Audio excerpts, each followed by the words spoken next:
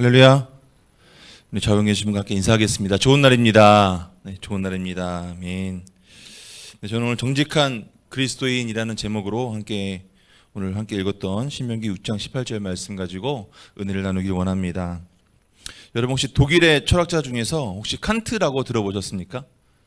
네, 칸트라는 철학자가 있습니다. 칸트가 남긴 명언 중에서 이런 명언이 있습니다. 인간은 교육을 통하지 않고는 인간이 될 수 없는 유일한 존재다. 또 나는 해야 한다. 그러므로 나는 할 수 있다. 선행이란 다른 사람들에게 베푸는 것이 아니라 자신의 의무를 다하는 것이다. 이런 명언이 있습니다. 그럼 혹시 들어보셨습니까? 네, 못 들어보셨어도 괜찮습니다. 네, 오늘은 사실 이 칸트에 대해서 이야기하라는 것이 아니라 이 철학자 칸트의 아버지에 대한 이야기로 오늘 말씀을 시작하려고 합니다. 이 독일 철학자인 이 칸트의 아버지가 어느 날 이 고향으로 여행을 가는 중이었습니다. 그런데 깊은 숲길을 이렇게 지나가다가 그 숲속에서 갑자기 강도를 만나게 된 거예요. 그래서 강도를 만나서 자기 짐을 다 빼앗기게 되었습니다. 그런데 강도들이 이제 짐을 막 뒤지면서 네가 가진 게 이게 전부 다냐? 라고 이렇게 물었습니다. 이 칸트의 아버지는 너무나 이 두려운 마음에 벌벌 떨면서 또 떨리는 손을 막 부여잡고서 네, 그것이 전부 답니다. 그게 전부입니다. 목숨만 살려주십시오. 라고 이렇게 대답을 했습니다. 그제서야 강도들이 이 칸트의 아버지를 놓아주고 가게 해 주었다고 합니다. 이 고향길을 함께 향하고 있던 말과 또 모든 짐을 다 빼앗긴 그는 겁이 나서 뒤도 돌아보지 않고 그대로 막 주랭랑을 쳤다고 합니다. 그런데 막 이렇게 도망가다 보니까 옷깃에서 뭔가가 묵직한 게 만져지더라는 것이에요. 가만히 뭔가 궁금해서 그걸 봤더니 자신이 옷깃 속에 안전하게 보관해 두었던 금덩어리였습니다. 그런데 이 금덩어리를 발견했던 이 칸트의 아버지가 정말 이 안도의 한숨을 쉬는 것이 아니라 좀 이해할 수 없는 행동을 합니다. 이 금덩어리를 발견한 이 아버지는 다시 그 즉시 달려왔던 길을 되돌아가서 강도들을 만난 곳으로 다시 달려가는 겁니다. 그리고 그 강도들을 다시 만난 이 칸트의 아버지는 자신이 발견했던 그 금덩어리를 강도들에게 내밀면서 말을 했습니다. 내가 아까 말한 것은 진실이 아니었소. 내가 너무 무서워서 미처 생각을 못했던 것이오. 자, 여기 내 옷 속에 감추었던 금덩이를 받으시오. 여러분, 너무 황당한 일 아닙니까? 세상에 이런 바보가 또 어디 있겠습니까? 그런데 이런 상황 속에 더 황당한 일이 벌어집니다. 그 말을 들었던 이 강도들은 아무도 그 금덩어리를 받으려고 하지 않았다는 것입니다.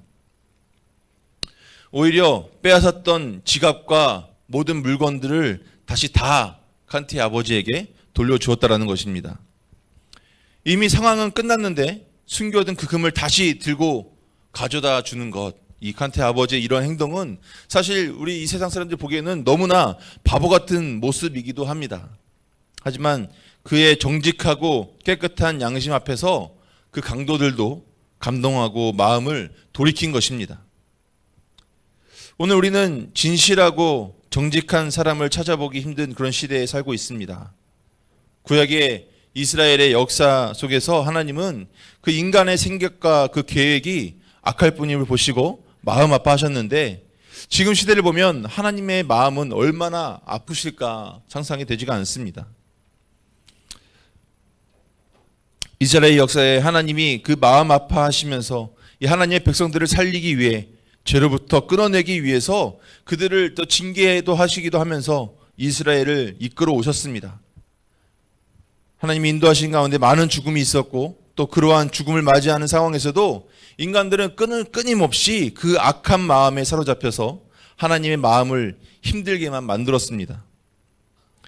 이렇게 악한 이스라엘의 역사에서도 하나님은 끝까지 소망을 버리지 아니하시고 또 끝까지 인내하시며 몇 사람들을 통해서 이스라엘의 역사를 만들어 가시고 이스라엘을 회복해 가셨습니다.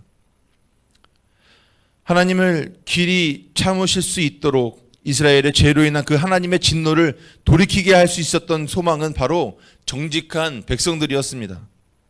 모세의 정직함에 또 요셉의 정직함에 또 요시야 왕과 히스기야 왕의 그 정직함에 그 외에 많은 성경의 인물들의 그 정직함에 하나님은 진노를 누그러뜨리시며 이스라엘 백성들을 구원하시고 회복시켜 나가셨습니다. 오늘 우리의 시대도 아무리 악하다 하지만 그럼에도 소망이 있습니다. 정직한 그리스도인이 바로 소망입니다. 우리가 이 시대에 모세와 같이, 욥과 같이, 또 요시아와 같이, 이 히스기야 왕과 같이 이 시대에 정직한 그리스도인을 우리가 살아간다면 이 시대에도 희망은 있습니다. 아무리 작은 빛이라도 세상을 밝게 할 수 있는 것입니다. 내가 이 땅에서 착하고 의롭고 진실하게 살아서 빛의 열매를 맺어야 합니다. 우리가 정직한 그리스도인으로 이 땅을 살아가야 하는 것입니다. 여러분, 우리는 정말 많은 순간 이렇게 거짓말을 하기도 하고 또 정직하지 못한 행동을 하기도 합니다. 주변 이웃에게, 또 친구들에게, 혹은 직장 상사나 때로는 같은 교인에게도 거짓말을 하지는 않는지 우리는 돌아봐야 합니다. 아이 어른 할 것 없이 정말 이 시대는 탐욕과 거짓, 그리고 정직하지 못한 말과 이런 행동을 하곤 합니다. 여러분, 이 거짓말이라는 것은 사실 어떻게 보면 이게 굉장히 가벼워 보일 수도 있지만 사실은 거짓말은 엄청난 중범죄입니다. 우리가 법정에서 사용하는 용어 중에서 위증이라는 단어가 있지 않습니까? 이 위증이라는 것은, 이거 위증을 잘못하면 형법 153조에 의해서 5년 이하의 징역 또는 1,000만 원 이하의 벌금에 처한다고 합니다. 거짓말은 사실 알고 보면 엄청난 그런 죄인 것이죠. 여러분, 혹시 10계명 기억하고 계십니까? 10계명 중에서 9번째 계명 혹시 생각나십니까? 거짓 증언하지 말라입니다. 여러분, 거짓말은요, 하나님을 거스르는 것입니다. 부정직한 행동과 부정직한 말들은 다 하나님을 거스르는 것이라는 거예요. 하나님이 성경에 내가 거룩하니 너희도 거룩하라 라고 이렇게 말씀하고 있습니다. 거룩이라는 것의 이 속성에는 정직이라는 것이 포함되어 있습니다. 하나님은 정직하신 분이세요. 그렇다면 우리도 정직해야 하는 것입니다. 날마다 정직한 삶을 통해서 거룩함을 이루어서 그 그리스도의 장성한 분량으로 날마다 나아가야 하는 것입니다. 우리 안에 하나님이 거하시고 또 우리가 하나님 안에 거하기 위해서는 우리는 정직한 길을 걸어가야 한다는 것입니다. 여러분, 코람데오라는 말 들어보셨지 않습니까? 코람데오라는 말. 여러분, 이 코람이라는 단어와 데오라는 말이 합쳐진 말입니다. 코람은 무엇 앞에서라는 말이고 데오는 하나님을 뜻하는 것이죠. 그래서 이 코람데오라는 말은 두 말을, 코람과 데오 말을 합쳐서 하나님 앞에서라는 의미입니다. 너희는 하나님 앞에서 행하라. 무엇을 하든지 매사에 하나님 앞에서 행하라는 것입니다. 하나님께 하듯 행하고 하나님이 하시는 것을 따라 행하고 또 하나님이 원하는 것을 행하라는 것입니다. 하나님 보시기에 정직한 것을 행하라는 것입니다. 여러분, 이 커다란 십자가를 우리가 앞에 두고 마땅히 해야 할 것은 하고 하지 말아야 할 것은 하지 않는 것, 바로 그런 것입니다. 코람데오의 삶입니다. 하나님 앞에서 우리가 늘 하나님을 생각하고 인식하면서 살아가는 것이죠. 아무도 보고 있지 않아도, 주변에 아무도 없어도, 아는 사람도, 아무 사람도, 나를 감시하는 사람이 없어도, 눈에는 보이지 않아도 언제나 우리를 지켜보고 계시는 그 하나님 앞에서, 그 하나님 앞에 우리가 정직하게 행동하는 것입니다. 사람들이 보던 안 보던 의식하지 않고 오로지 하나님 앞에서 정직히 행하며 살아가는 것, 하나님은 그것을 기뻐하신다는 것입니다. 여러분, 우리는 언제나 하나님 앞에 살아가는 자들입니다. 하나님이 늘 우리의 일상을 다 지켜보고 계세요. 우리는 하나님 앞에서 정직하게 살아가야 할 의무가 있습니다. 제가 이 신학대학원 다닐 때 학교에 매점이 하나 있었습니다. 그 매점의 이름이 코람데오였어요. 그 매점, 코람데오라는 매점이 있었습니다. 그곳에 라면도 팔고 과자도 팔고 음료수 등을 팝니다. 그리고 정말 돈이 없어서 가난한 그런 신학생들을 위해서 밥도 이렇게 해놓기도 하고 때로는 후원을 받아서 김치나 반찬 등을 냉장고에 넣어두기도 합니다. 많은 신학생들이, 제가 다닐 때는 참 신학생들이 참 가난하고 돈이 없더라고요. 다 이렇게 가난하게 왜 그런지 모르겠는데 가난하게 살더라고요. 네, 그런 가난한 신학생들이 그래서 이 코람데오 매점을 진짜 많이 이용을 했습니다. 그래서 그런 학생들을 위해서 거의 이 라면이나 과자, 음료수 같은 것도 바로 뭐 농심이면 농심 이런 데다가 바로 전화를 해서 그 영업사원과 이렇게 연락을 해서 거의 원가에 이렇게 들여와서 우리가 시중에서 사는 가격에 거의 반값에 판매를 했습니다. 뭐 1,000원짜리면 500원에 이렇게 판매를 했던 것이죠. 그래서 굉장히 이렇게 저렴한 가격에 이렇게 팔게 되었습니다. 그런데 특이한 게 하나가 있어요. 이 매점에는 계산하는 사람이 없습니다. 계산하는 사람이 없고 이 코람데오라는 글씨가 적힌 이 계산함만 하나 딱 놓여져 있습니다. 이제 하나님 앞에서 정직하게 계산을 하라는 것이죠. 본인이 먹고 싶은 만큼 먹고 정직하게 그 돈을 지불하고 가라는 것입니다. 그리고 일주일에 한 번씩 이제 원우회, 대학원 원우회에서 그 정산을 합니다. 일주일치 정산하면 이게 남아있는 재고와 비교해서 얼마 정도 수익이 생기고 손해를 봤다라는 것이 여러분 계산이 될 거 아닙니까? 그래서 수익이 생기면 그것으로 어려운 신학생들을 도와주기도 해요. 이게 뭐 장학금처럼 뭐 많은 금액은 아니지만 조금씩 도와주기도 합니다. 그런데 놀라운 것이 하나 있습니다. 이 신학교에 있는 이 코람데오 매점, 오로지 신학생들만 이용하는 이 매점인데 여러분 과연 이 매점이 손해를 볼까요? 안 볼까요? 우리의 마음의 기대는 손해를 안 봐야 하지만 이상하게도 손해가 발생한다는 것입니다. 신학생들만 이용하고 있는데도 너무나 부끄럽게도 이 손해가 발생한다는 거예요. 그리고 이 신학교에서 참 좀 부끄러운 이야기도 하지만 신학교 안에서도 마치 이 야당 여당처럼 막 서로 대립하는 그런 학생들도 있고 뭐 원회가 뭐 이렇게 계획하고 하면은 늘 반대표를 던지는 학생들이 있어요. 꼭 그 학생들만 항상 반대표를 던져요. 그런데 참 재밌는 것은 이 친구들이 반대표를 던질 때 막 성경 말씀 막 이렇게 운운하면서 막 이렇게 반대를 합니다. 그런데 학교 예배 시간이 되면 항상 가장 늦게 들어와서 제일 뒤에 앉아서 항상 졸고 있습니다. 참 아이러니한 모습들이었습니다. 또 학교를 다니면은 영성기도 시간이 있어요. 그래서 아침, 점심, 저녁으로 30분씩 기도를 해야 되는 그런 과정이 있습니다. 스스로 이름을 적어서 출석 체크를 하고 또 그 필요한 시간만큼 기도 시간을 채우지 못하면 성경 필사를 해야 되는 그런 시간이 있습니다. 그런데 그때도 제가 이제 원회를 했었거든요. 근데 원회를 하면서 제가 그 기도 시간을 지켰었어요. 항상 담당을 해서 지켰었는데 이제 신학생들이니까 전부 다 이제 친구들 다 믿고 동기들이니까 믿고서 그냥 저 안에서 기도를 하고 있었습니다. 이제 시간이 되면 학생들 다 들어오죠. 이름을 적고 들어옵니다. 근데 분명 제가 기도하다가 기도 시간이 끝나냐고 중간에 한번 점검을 하거든요. 근데 남아있는 사람에 비해서 출석부에 적힌 이름이 너무나 많은 거예요. 그러니까 이름만 적고 가는 친구들도 있고 이름만 적고 잠깐 들어왔다가 나가는 이제 학생들도 있었던 것입니다. 그래서 그때부터 제가 항상 밖에서 기도하면서 밖에서 이렇게 감시를 했어요. 적은 것을 보고도 안에서 기도하다가 중간에 나와서 그 친구가 없으면 이름을 다 지워버렸습니다. 그래서 그 친구들은 성경 필사를 많은 분량을 해야 되는 그런 일이 있었습니다.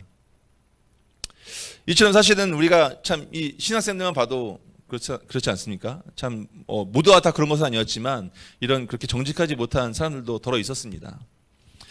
이렇게 신학생들도 그런데 주의 길을 걸어간다고 하는 신학생들도 그런데 여러분 사실 어떻습니까? 좀 우리가 사실은 하나님 앞에 정직하기가 사실 쉽지 않습니다. 그럼에도 불구하고 우리가 하나님 앞에 정직한 삶을 살고자 힘써야 할 줄을 믿습니다. 하나님 보시기에 언제나 정직하게 행하도록 노력하는 것입니다. 여러분이 마음에 이제는 내가 교회 다니는 사람으로서 예수님을 믿는 사람으로서 정직하게 살도록 해야 되겠다라고 여러분 결단하고 하나님 보시기에 정직하게 살아가려고 여러분 노력하고 그렇게 살아가면요. 그러면 여러분 삶에 어떤 일이 있는지 아십니까? 오늘 말씀 다시 한번 우리 함께 읽어보도록 하겠습니다. 시작. 여호와께서 보시기에 정직하고 선량한 일을 행하라. 그리하면 내가 복을 받고 그 땅에 들어가서 여호와께서 모든 대적을 내 앞에서 쫓아내시겠다고 내 조상들에게 맹세하신 아름다운 땅을 차지하리니 여호와의 말씀과 같으니라. 아멘. 오늘 이 본문 말씀은 신명기 5장의 신명기 5장에서 이 십계명이 주어진 후에 이야기하고 있는 말씀입니다. 십계명을 잘 지키고 하나님 앞에 정직히 행하고 선량한 일을 행하면 이러한 은혜를 주겠다라고 말씀하고 있는 것입니다. 오늘 이 본문 말씀 가운데 세 가지 은혜가 나옵니다. 첫 번째, 복을 받고, 두 번째, 모든 대적을 쫓아내고, 세 번째, 아름다운 땅을 차지한다. 여러분, 하나님 앞에서 정직하게 행하며 살아가면 여러분의 삶에는 하나님의 놀라운 축복이 임하게 됩니다. 이 외에도 성경의 많은 구절들이 이 정직한 성도가 누리는 특권에 대해서 이야기하고 있습니다. 우리 같이 성경 몇 구절 함께 읽어보도록 하겠습니다. 욥기 8장 6절 말씀입니다. 우리 함께 읽도록 하겠습니다. 또 청결하고 정직하면 반드시 너를 돌보시고 내 의로운 처소를 평안하게 하실 것이라. 아멘. 이 욥기서에서는 정직한 자는 하나님이 돌보시고 처소를 평안하게 하신다라고 말씀하십니다. 여러분, 욥은 당대의 의인이요 하나님 앞에 정직히 행한 자라고 말하고 있습니다. 그에게 물론 이 시련도 있었지만 그는 자녀를 잃고 문득병에 걸리고 모든 재산을 잃게 된 그 상황에서도 하나님 앞에 정직함을 잃지 않았습니다. 그러한 정직함 앞에서 하나님은 이전의 축복보다 2배의 축복으로 대갚아서 처소에 평안이 있게 하셨습니다. 여러분, 우리 삶에도 때로는 시련도 있고 역경도 있을 수 있습니다. 그러나 어떤 상황에서도 우리가 하나님 앞에 정직함으로 서 있다면 하나님이 그 끝에는 반드시 평안하게 하시는 축복을 부어주시는 것입니다. 시편 97편 11절 말씀입니다. 우리 함께 읽도록 하겠습니다. 의인을 위하여 빛을 뿌리고 마음이 정직한 자를 위하여 기쁨을 뿌리시는도다. 아멘. 뭐라고 말씀하고 계십니까? 정직함을 지키며 살아가는 자들에게 평안과 함께 마음에 기쁨이 넘치게 한다라고 말씀하십니다. 의인을 위하여 빛을 뿌리고 정직한 자를 위하여 기쁨을 뿌리시는도다 라고 말씀하십니다. 기쁨으로 감사하는 삶을 살게 하시는 것입니다. 또 잠언서 3장 32절 말씀입니다. 우리 함께 읽겠습니다. 대저 패역한 자는 여호와께서 미워하시나 정직한 자에게는 그의 교통하심이 있으며. 아멘. 이 정직한 자에게는 하나님의 교통하심이 임하여서 그의 삶을 인도하시고 또 협력하여 선을 이루는 그런 축복을 누리게 하시는 것입니다. 잠언서 14장 11절 말씀에는 이렇게 말씀하십니다. 악한 자의 집은 망하겠고 정직한 자의 장막은 흥하리라. 그 잠언 15장 19절 말씀입니다. 정직한 자의 길은 대로니라. 아멘. 여러분, 결국 이 정직한 자에게는 대로를 열어주시며 장막이 잘 되는 은혜를 누리게 됩니다. 앞서 말씀드린 이 칸트의 아버지가 금덩어리를 다시 가져다주는 그 정직함 앞에서 강도들이 빼앗았던 모든 물건들을 다 돌려주고 그냥 돌아갔던 것처럼 여러분, 하나님이 다시 우리 삶의 부족함을 채워주시는 것입니다. 여러분, 혹시 이한영 교수님이라고 들어보셨습니까? 이한영 교수님이라는 분이 계신데 이분이 크리스찬이십니다. 근데 제가 얼마 전 유튜브에서 이 교수님의 이야기를 듣게 됐습니다. 근데 이런 이야기를 하시더라고요. 이분이 딸이 있으세요. 딸이 있는데 고등학교 2학년 때 대학교를 가기 위해서 어느 대학교에 이제 지원을 한 거예요. 그래서 그 학교에서 이제 시험을 보게 됐다고 합니다. 그런데 시험 점수가 F 학점이 나온 거예요. 이제 제일 낮은 점수인 거죠. F가 나온 겁니다. 그래서 이 교수님이 학교 선생님한테 메일을 보냈대요. 우리 딸이 공부를 못하는 친구가 아닌데 이 F 학점이 나오니까 이상했던 것이죠. 그래서 이거 점수가 잘못된 건 아닙니까? 라는 이런 메일을 보냈습니다. 근데 바로 답장이 왔대요. 아닙니다. 그게 맞습니다. 라는 답장이 왔습니다.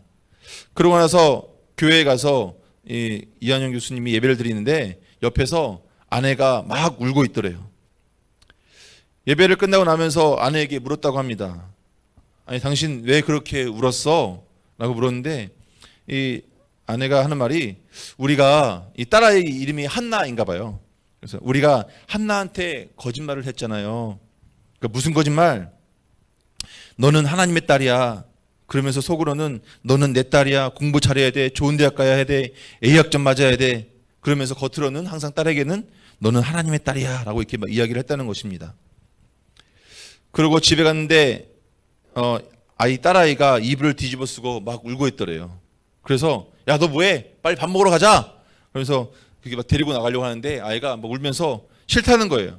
그런데 억지로 이 딸아이를 끌고 나왔대요. 그리고 나서 이 이한영 교수님과 딸이 서로 이야기를 합니다.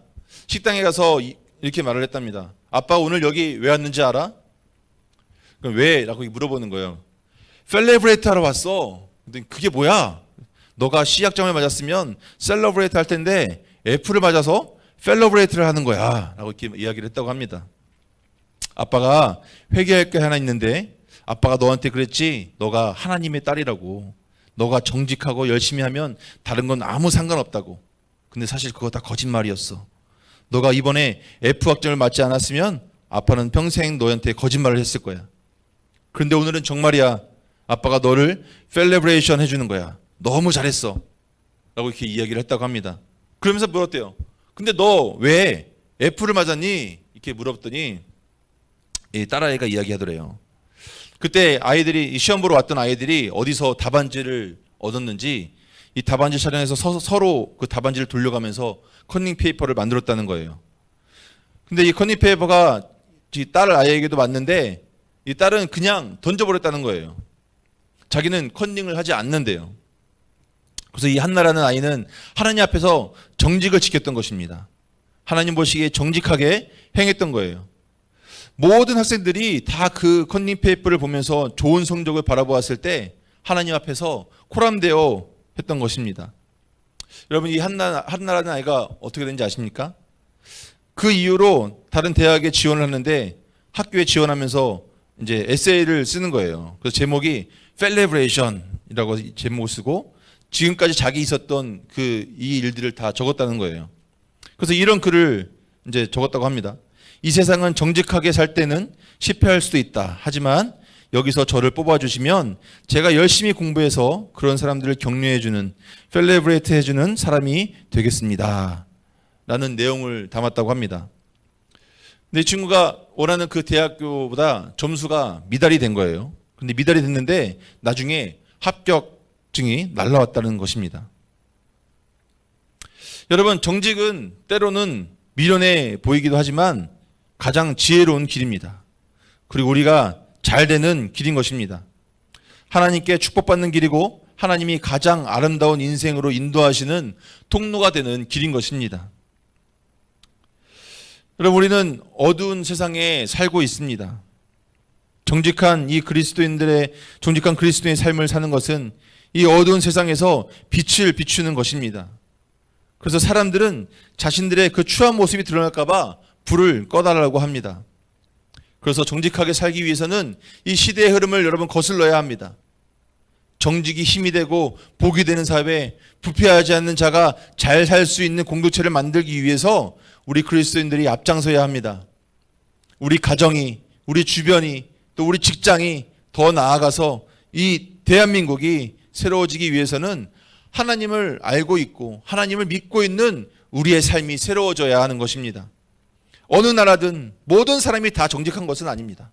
그러나 정직하게 살기로 결단하는 사람들이 그 중심을 이루게 되면 그 사회는 반드시 변화되게 되는 것입니다. 때로는 우리가 주저앉아 포기하고 싶을 때도 있을 것입니다. 온 사방이 잘못을 하고 있는데 나만 바른 일을 한다고 무슨 유익이 있는가, 이런 생각이 들 때도 있습니다. 나 혼자 정직하게 산다고 해서 무엇이 달라질까라는 이런 생각이 든다 할지라도 여러분, 우리는 정직해야 합니다. 왜 그렇습니까? 그것을 하나님께서 기뻐하시기 때문입니다. 내가 그렇게 살 때에 나의 삶을 관찰하는 다른 사람들에게 우리가 영향을 줄 수 있는 것입니다. 내가 정직하게 살면 지금 당장은 손해보는 것처럼 보이지만 하나님은 그런 사람들의 삶을 복 주시기로 약속하셨습니다. 하나님이 약속하시면 우리는 손해보는 것 같지만 손해보지 않습니다. 정직 그 이후에 오는 결과는 하나님께서 책임지시는 것입니다. 우리는 이것을 명심해야 합니다. 여러분, 정직해서 다소 이 손해가 나더라도 정직함을 택하시고 손해를 보십시오. 그것이 바로 그리스도인의 자세입니다. 이익을 보거나 출세하기 위해서 정직을 버리는 순간에는 모든 것을 잃고 만다는 사실을 알아야 합니다. 모름지기 이 정직과 진실이 최우선임을 우리는 깊이 깨달아야 할 것입니다. 정직은 그리스도인으로서 우리의 삶을 나타내는 깃발과 같습니다.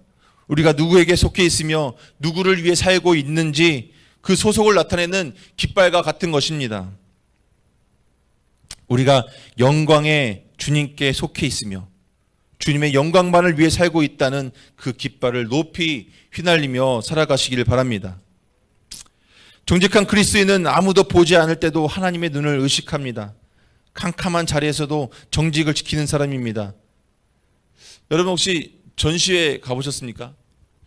너무나 멋진 전시회 갔는데 보는 사람이 아무도 없어요. 주변에 사람이 없고 관광하는 사람이 없었습니다. 그런데 너무나 멋진 작품을 보고서 이 작품을 사진에 담아두고 싶은 거예요. 그런데 거기에 한 문구가 써 있습니다. 사진 촬영 금지. 여러분 어떻게 하시겠습니까? 주변에 사람은 아무도 없고 보는 사람도 없고 CCTV도 없습니다. 여러분 너무나 담아두고 싶은 그런 작품입니다. 이곳을 떠나면 두 번 다시 보지 못할 작품입니다. 여러분 어떻게 하시겠습니까? 여러분 길을 건너야 하는데 아무도 없고 아무 차도 오지 않습니다. 더구나 건널목은 너무나 멀리 있습니다. 여러분 어떻게 하시겠습니까? 예전에 어떤 신문 기자가 유명한 한 교회에 정말 이름이 많이 알려지고 큰 대형 교회에 금요철야 예배에 대한 좋은 기사를 다루려고 예배에 참석했다가 마음을 바꿔서 다음과 같은 제목의 기사를 냈다고 합니다. 기도하면 뭐하나. 그 이유인즉 철야 예배를 끝나고 집으로 돌아가는 이 성도님들이 기도를 열심히 하고 나와서는 너나 할 것 없이 우르르 무단횡단을 하는 것을 보고서 기도의 그 기사의 내용을 바꿨다는 것입니다. 저도 사실은 할 말은 없습니다. 운전을 하다 보면 정말 이 갈등되는 순간들이 찾아옵니다. 새벽에 이 도로에 나설 때 신호라도 하나 걸리면 아무도 보는 사람도 없고 차도 없고 하면 그냥 지나가고 싶을 때가 몇 번 있습니다. 그리고 솔직히 말씀드리면 그냥 지나갈 때도 있었습니다. 이 자리를 들어서 여러분 앞에 회개하는 바입니다. 아무도 보는 사람이 없어도 하나님은 보고 계신다는 사실을 여러분 기억해야 합니다. 내가 거짓말할 때 그 모든 것을 다 알고 계시는 그 하나님께서 보고 듣고 계신다는 것입니다. 내 마음속까지 들여다보고 있는 것이에요. 여러분 그 하나님을 기억하면서 우리는 정직한 그리스도인으로 살아가야 합니다. 처음에 말씀드린 이 칸트의 명언 하나를 나누고 설교를 마칠까 합니다. 이 칸트의 명언 중에 이런 말이 있습니다. 한 가지 뜻을 세우고 그 길로 가라. 잘못도 있으리라. 실패도 있으리라. 그러나 다시 일어나서 앞으로 나아가라. 반드시 빛이 그대를 맞이할 것이다. 이 말을 오늘 말씀에 빗대어서 다시 한번 말하면 이렇게 말할 수 있을 것 같습니다. 한 가지 정직한 마음을 세우고 정직의 길로 가라. 잘못도 있으리라. 실패도 있으리라. 그러나 다시 일어나서 정직으로 나아가라. 반드시 빛이 그대를 맞이할 것이다. 정직함을 지키며 하나님 앞에서 코람되어 인생을 살아간다면 반드시 하나님의 빛을 맞이하게 될 줄로 믿습니다. 우리 오늘 본문 말씀 다시 한번 함께 읽고 마치도록 하겠습니다. 오늘 본문 말씀 함께 다시 한번 읽어보도록 하겠습니다. 네, 신명기 6장 18절 말씀 함께 읽겠습니다. 여호와께서 보시기에 정직하고 선량한 일을 행하라. 그리하면 내가 복을 받고 그 땅에 들어가서 여호와께서 모든 대적을 쫓아내시겠다고 내 조상들에게 맹세하신 아름다운 땅을 차지하리니 여호와의 말씀과 같으니라. 아멘. 오늘 우리 예배에 나오신 우리 저와 여러분이 오늘 말씀과 같이 어떤 상황과 역경 속에서도 정직한 그리스도인으로 하나님을 기쁘시게 하는 삶, 또 사람들의 시선과 상관없이 세상 가치관을 버리고 오직 하나님 앞에서 정직히 행하며 나아가는 그 코람대의 삶을 살아가셔서 하나님의 형통케 하시고 또 장막이 잘 되어지는 그런 축복의 빛을 누리는 여러분 되시기를 주님의 이름으로 축원드립니다.